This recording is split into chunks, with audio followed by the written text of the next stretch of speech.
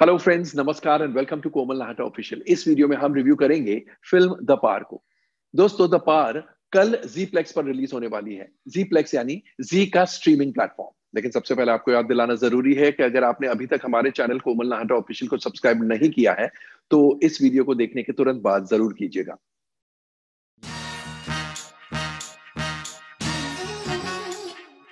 The पार, जैसे कि title suggest करता है, एक एक्शन ड्रामा है। एक्चुअली बहुत सारे ट्रैक्स हैं इस फिल्म में और बहुत सारे किरदार है। तो एक ट्रैक तो है एक फैमिली का। फैमिली जिसके पैट्रियार्क है ठाकुर साहब यानी महेश मांजरेकर। उनकी बीवी है उमा, प्लेड बाय मेधा मांजरेकर। उनके 3 बच्चे हैं, 2 बेटे और 1 बेटी। बड़ा बेटा है राम यानी जीशु सेनगुप्ता और छोटा बेटा है देवी यानी विद्युत जामवाल। और बहन है मृणमयी देशपांडे। अब बचपन से ही देवी अलग रहा है, पढ़ लिख कर बड़ा हो गया है, विदेश रहता है और वो इस फैमिली के पेशे से बिल्कुल दूर है। और फैमिली का पेशा है गुंडागर्दी, क्योंकि ठाकुर यानी महेश मांजरेकर एक डॉन है। राम की शादी हुई है शैला से यानी युविका चौधरी से। तो जो भाभी है शैला, युविका चौधरी, उसके भाई प्रतीक बब्बर की शादी हुई है राम की बहन यानी मृणमयी देशपांडे से। प्रतीक बब्बर अपने ससुराल में ठाकुर साहब के साथ ही रहते हैं और वो भी इस पेशे में जुड़े हुए हैं। तो बड़ा भाई है जीशु सेनगुप्ता, उसकी बीवी है युविका चौधरी। और युविका चौधरी के भाई प्रतीक बब्बर की शादी हुई है राम की बहन यानी मृणमयी देशपांडे से। And mother and father of course Medha Manjrekar and Mahesh V Manjrekar. And जो छोटा बेटा है देवी यानी विद्युत जामवाल, उसका अफेयर चल रहा है परी नाम की लड़की से, परी उर्फ Parveen. And that is played by Shruti Haasan. Parveen के पिताजी है अनवर, दैट इज जाकिर हुसैन। और अनवर ठाकुर साहब के ट्रस्टेड लेफ्टिनेंट है। ठाकुर साहब उन पर बहुत ज्यादा विश्वास करते हैं क्योंकि वो है ही इतने विश्वासु। खैर, कैसे ये फैमिली ड्रामा आगे बढ़ता है। एक राइवल डॉन भी है जिसका नाम है Rana, that is Sachin Khedekar. And he works with other dons, Pinto, Francis Pinto, Ronnie Pinto, Fakira, etcetera etcetera. और कैसे पास्ट स्ट्रगल चलता है, कैसे इस फैमिली में बहुत सी अनबन है और कैसे विद्युत जामवाल यानी देवी और परी यानी श्रुति हासन की लव स्टोरी आगे बढ़ती है, ये सब बताया गया है। तो आइए सबसे पहले डाइसेक्ट करते हैं या एनालाइज करते हैं इस फिल्म की स्क्रिप्ट को, story, screen play and dialogues को, यानी कथा, पटकथा और संवादों को। इस फिल्म को लिखा भी है और डायरेक्ट भी किया है महेश वी मांजरेकर ने। स्टोरी में बहुत सारे ट्विस्ट एंड टर्न्स हैं, that is probably the biggest plus point of the film. लेकिन माइनस पॉइंट्स काफी है। एक तो रूटीन सा ड्रामा है, रूटीन सी स्टोरी है और इसलिए कुछ भी नया नहीं लगता है। एक्चुअली रूटीन ड्रामा भी चल जाता है लेकिन ट्विस्ट एंड टर्न्स बहुत ज्यादा प्रिडिक्टेबल नहीं होने चाहिए एंड कन्विंसिंग होने चाहिए। इस फिल्म में बहुत सारे ट्विस्ट एंड टर्न्स फोर्स्ड लगते हैं। जैसे कि देवी जब परी के डैड से बदतमीजी से बात करता है, हल्की सी बदतमीजी से, तो आपको नजर आ जाती है ये बात कि अब डिफरेंसेस पैदा होने वाले हैं। फिर परी का रिएक्शन और वो पूरा track of differences between them, तो ऐसे लगता है कि ये फोर्स्ड है।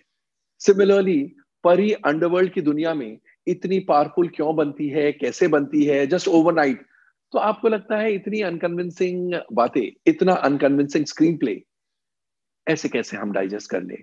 तो the screenplay leaves a lot to be desired. Film के डायलॉग्स जो भी महेश मांजरेकर ने ही लिखे हैं वो काफी अच्छे हैं कई जगह पर। ये तो ही बात स्क्रिप्ट की। अब एक नजर डालते हैं एक्टर्स के परफॉर्मेंसेस पर। विद्युत जामवाल ने काम अच्छा किया है, लेकिन इस प्रकार के एक्शन ड्रामा में लोग विद्युत जामवाल से सिर्फ और सिर्फ एक्शन एक्सपेक्ट करते हैं। ऑफ कोर्स उनका एक्शन है और बहुत ही बढ़िया एक्शन है, डेथ डिफाइंग स्टंट्स किए उन्होंने। But before the real action begins उनके एक्टिंग वाले सीन्स हैं which the public is not interested in seeing. So although he is good, action की कमी ऑडियंस को महसूस होती है। Shruti Haasan, she is done a fair job. जो इमोशनल सीन्स है, इमोशनल ब्रेकडाउन के सीन्स जहां पर वो रोती है, उन सीन्स में उन्हें इंप्रूवमेंट की जरूरत है। She has to work on her emotional scenes.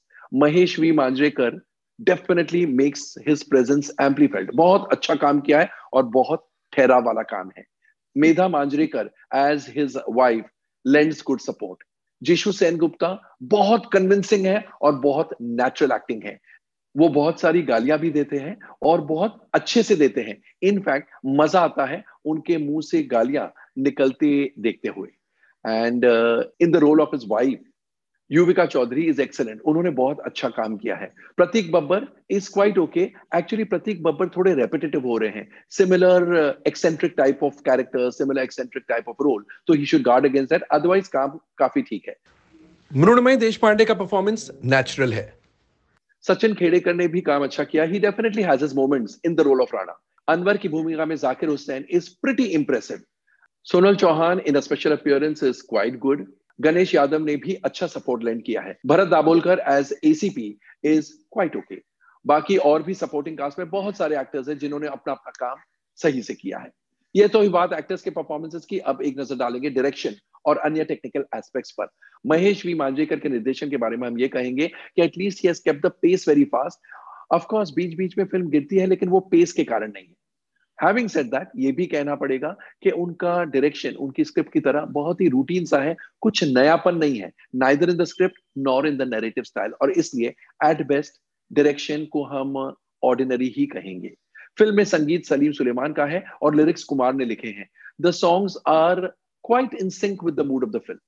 Film का बैकग्राउंड म्यूजिक प्रसाद एस का है, जो कि काफी ठीक ठाक है। Cinematography by Rakesh Rawat is very nice. Ravi Varma के एक्शन सीन्स बहुत ही धाकड़ है, यानी फ्रंट बेंचर्स को, मासेस को बहुत पसंद आएंगे। Front benchers of course cinema में रिलीज नहीं हुई है, नहीं तो फ्रंट बेंचर्स उन्हें कहते हैं जो स्टॉल्स के टिकट्स खरीदते हैं। तो Ravi Varma's action scenes are definitely thrilling and exciting. And art monks art direction is of a good standard. Sarvesh Parab की एडिटिंग काफी शार्प है। तो all in all the par एक बहुत ही रूटीन सा ड्रामा है, और इसलिए ऑडियंस के दिलो दिमाग पर कुछ खास इंपैक्ट नहीं कर पाएगी। एक और बात, इस फिल्म का प्रमोशन इतना लो की है कि बहुतों को तो ये भी नहीं पता इस नाम की फिल्म बनी है, और ये फिल्म कल रिलीज होने वाली है। जहां प्रमोशन की बात चली, कैन यू बिलीव इस फिल्म का ट्रेलर ही 2-3 दिन पहले रिलीज हुआ है। That is the kind of promotion. तो दोस्तों, कैसा लगा हमारा review of the Paar? Comment section में जाकर अपने कमेंट जरूर पोस्ट कीजिएगा। एंड जैसा मैं हमेशा इन दिनों कहता हूं, stay safe, stay relevant, end of course stay tuned.